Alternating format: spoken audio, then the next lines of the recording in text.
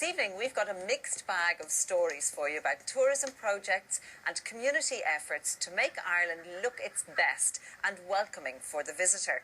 Now we're coming to you from the Marble City of Kilkenny, which is the current holder of the Foyle to Ireland Top Tourism Town Award, and this aims at encouraging the town to look its best right throughout the tourist season.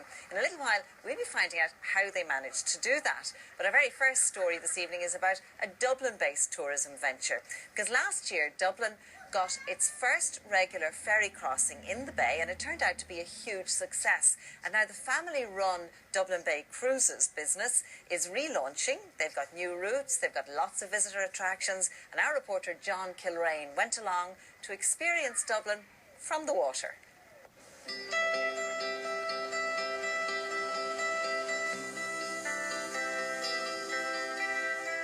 The Dublin Bay Cruise service can now pick up passengers right in the heart of the city's financial district. Last year, the company started running the first ever ferry across Dublin Bay, connecting Howth with Dunleary. We've been working with Foyle to Ireland, and to get the tourists in the city, we need to come to the city and pick them up in the city. So we're still doing Dunleary to Howth and Howth to Dunleary, but we're diverting to the city. So we're adding all of the docklands and the East Link and the port and all of the pool bags and all of those sites up along the river. So it's an additional pick-up and disembarkation point. Well, I came to Dublin and started working in construction. In fact, the bridge that we're going through, the East Link Bridge, I worked on that in 1979, 1881. I drove a tug for a company called Irish Inco at the time. And as I left, I was fishing in Dublin, came back up to Dublin, started driving a tug on the Liffey for 3 years. Little did I think, 30, 35 years later, I'd be still involved with boats going through that East Link Bridge. It's a bridge left in some bridge passing through many times. The East Link Bridge has to be raised for us to come in and out, and it's outside of rush hour traffic. We can't come up here before 10 o'clock in the morning, and we can't travel out there after 3 o'clock in the afternoon. So we travel, it opens 3 or 4 times a day for us to get in and out in the city, outside of rush hour traffic. That in itself is a sight to see as it lifts the bridge. And we travel through all of the lovely sites along the docklands here.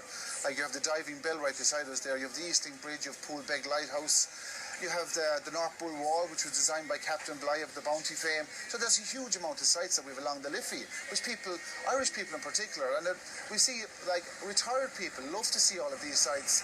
People from Dublin and the country that come to the city love to get out on the water. Hopefully, we're very confident that this year will be more successful than last year, and with a bit of luck we might get a bit of weather again this year. But the river is always very calm, which gives us a cushion that if we get easterly winds, we still have the river. We can go in and out on the river and do the cruises rather than cancel them. It took a lot of work to get official permission to bring this service into the city, but the initiative is being backed by the Port Authorities and other state organisations.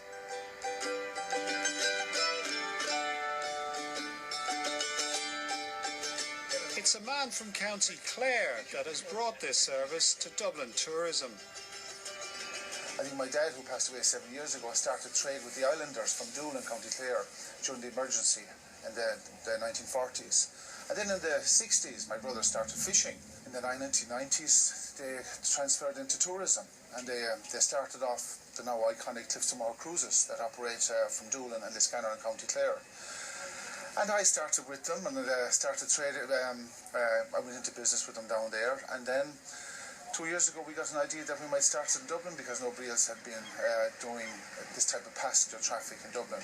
It's just a 120-seater boat with a bar on board and snacks or whatever, so it's a beautiful way to see Dublin by sea. Some people say you're inflicted by this type of sea business.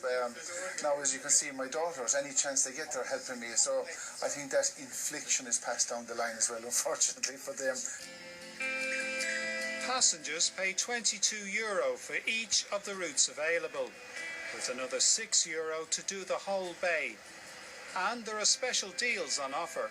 This year with Dublin Bus, hop on, hop off, the green buses in Dublin, CIE buses, we have done a collaboration with them now, which allows them for one ticket You can travel over 2 days with Dublin Bus. You can take a cruise, any one of 5 cruises with us with Dublin Bay Cruises.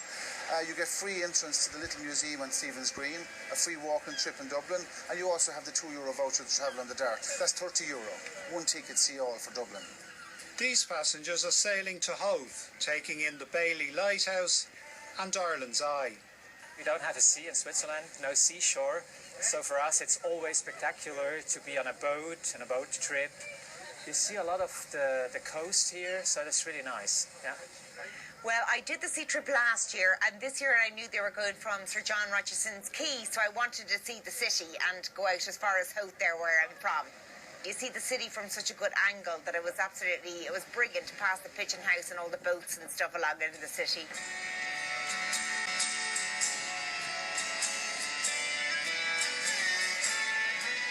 The ferry brings in customers for local businesses. You'll see, say the surge when the boat comes in.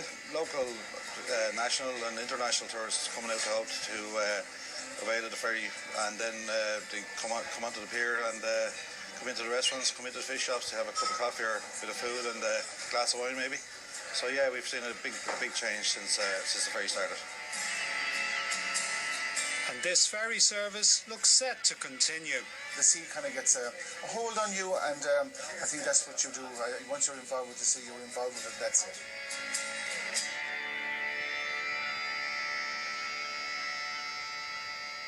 A great boat trip there, and it leaves from Howth, Dunleary or Dublin City. I reckon it's going to be a big hit with visitors and also with local people who've never actually seen their city from the sea.